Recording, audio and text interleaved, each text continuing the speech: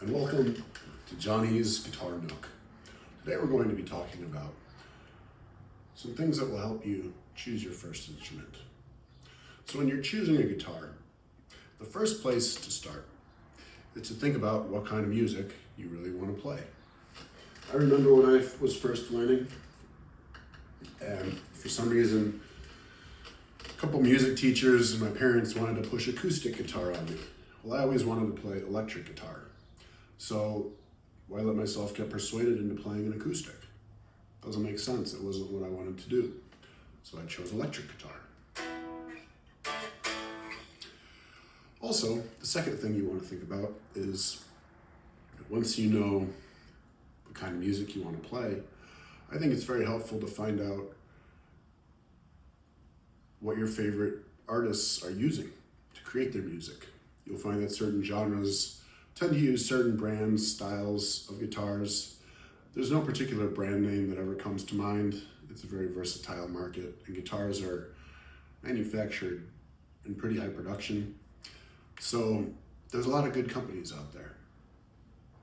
But look for your idols and look at what they play. Doesn't mean you need to have the same thing, but understand that in order to play what they play, it might help you to have an instrument that's like theirs. The third thing I wish I knew when getting a guitar was that the price point does not always reflect the quality. Now, if you spend $5,000 on a guitar, odds are you're going to get a well cared for, wonderful instrument. But that's not to say if you buy a $350 guitar that it won't have close to the same performance without costing you the same. And in general, set your budget and understand that it's okay to be curious and have an instrument you can't afford yet. It's okay to start with a cheaper instrument, figure out if you really like it, and then go to a more expensive one later. Guitar is not an easy instrument to pick up. It takes time. It's not for everyone.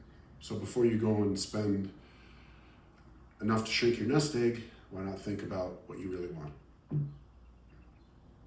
The next thing that's important to think about is the parts of a guitar. Can you learn to discuss the basic functions of a guitar? I remember when I bought my first one, I thought any guitar that had more knobs was better because it had more options, more doodads. Now, if that's your preference, that can be great. But it turns out, 15 years into playing guitar, I actually prefer this type of setup with just two knobs, a volume, a tone, and then this one, which switches between my pickups. Now, there's a lot of terms when we talk about a guitar. The head, tuners, the nut, the strings, the frets, the fretboard, the neck, the body, single coil pickups, humbucking pickups, a Floyd Rose, a tremolo bar, volume, tone, dial, plug, straps, strap locks. It's a lot of terms, and when they're all thrown at you, it can be very confusing to try and figure out what really matters. Now, the biggest thing I recommend is go by feel. Certain guitars, whether you're experienced, beginner, they'll just feel better in your hands. Necks are shaped slightly differently, and different woods have different feels, and there's different sounds. So find something that you think is easier to play and that feels good to you.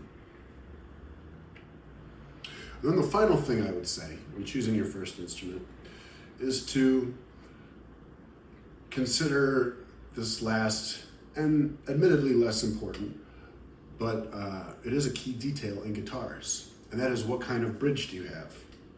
Now, the guitar I'm holding here has a Floyd Rose Special tremolo system.